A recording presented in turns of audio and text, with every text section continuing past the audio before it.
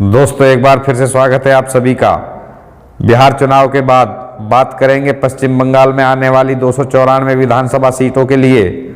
दोस्तों 2019 के लोकसभा चुनाव में पीएम मोदी बीजेपी का चेहरा थे, जिसकी वजह से बंगाल में बीजेपी ने अच्छा प्रदर्शन किया और पार्टी को 18 सीटें मिली। हालांकि तब केंद्र में पीएम मोदी के लिए लोगों ने वोट किया था और इस बार राज्य के लिए वोट करना है। ऐसे में परिस्थितियां बदली सी है। हालांकि दोनों ही पार्टियां मजबूत नजर आ रही हैं। दोस्तों आपको बताते चलें, बिहार विधानसभा में जीत हासिल करने के बाद अब भाजपा का पूरा ध्यान पश्चिम बंगाल को फतेह करने पर है। अभी से ही बीजेपी के बड़े नेताओं ने जोर लगाना शुरू कर दिया है। साल 2016 के विधानसभा चुनाव में जहां तृणमूल कांग्रेस ने जीत हासिल की थी, वहीं भाजपा को 10.16% वोट के साथ सिर्फ 3 सीटें मिली थी। वहीं 2019 आते आते परिस्थितियां बदल गई और लोकसभा चुनाव में भाजपा पश्चिम बंगाल की दूसरी सबसे बड़ी पार्टी बनकर उभरी। बता दें कि पश्चिम बंगाल में कुल 294 सीटें हैं, जिसमें से 2 सीटों पर सदस्यों को मनोनीत किया जाता है। ऐसे में चुनाव सिर्फ 292 सीटों पर ही होता है।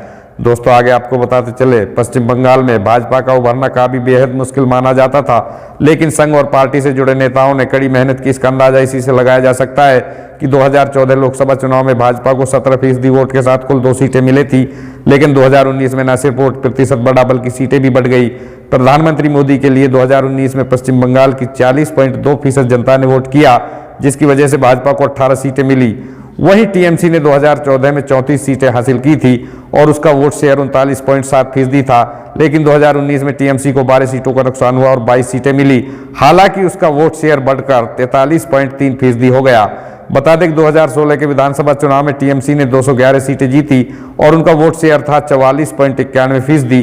वहीं बीजेपी के हाथ 3 सीटें लगी थी और उनका वोट 10.16% था। वहीं दोस्तों आपको बता दें, केंद्र सरकार ने देश में सीएए बिल को जब से पास कराया तब से ही इसका विरोध हो रहा है। लोग इसे एनआरसी से भी जोड़ रहे हैं। इससे एक धड़ा केंद्र से नाराज है तो दूसरा वर्ग इसके समर्थन में है। ऐसे में अल्पसंख्यक वोट का पश्चिम बंगाल में ध्रुवीकरण होता है तो इसका सीधा फायदा ममता बनर्जी को मिलेगा।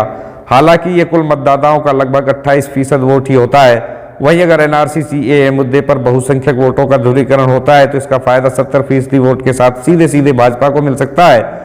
2019 के लोकसभा चुनाव में बीजेपी ने मटवा समुदाय से जुड़े कूच बिहार, जलपाईगुड़ी, विष्णुपुर और बोनगांव के क्षेत्रों में जीत हासिल की थी। यह समुदाय पाकिस्तान के पूर्वी हिस्से से आता है। मटवा समुदाय सीएए के तहत नागरिकता दिए जाने की मांग कर रहा है। बीजेपी सीएए के माध्यम से मटवा शरणार्थियों को भारत की नागरिकता देना चाहती है। ऐसे में यह समुदाय बीजेपी की ओर जा सकता है।